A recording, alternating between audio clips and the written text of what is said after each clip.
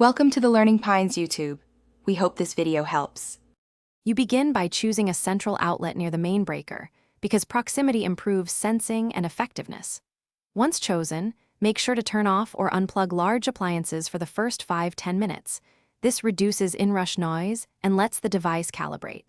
Now plug the electric saver into its own outlet and switch it on.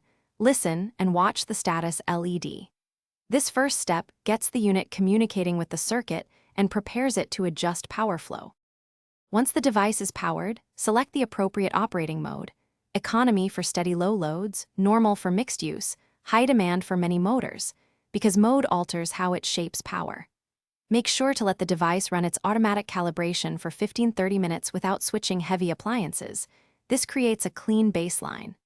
After 24 hours, review the built-in indicators or the app and use the trim setting to fine-tune performance. Since small adjustments can improve real safety, you finish by monitoring energy use for 7 days and comparing meter totals or bill estimates, because trends reveal real impact. Make sure to log peak times and any unusual breaker trips. If the device causes a trip, reset it, then reduce nearby motor load by about 1/3 and retest.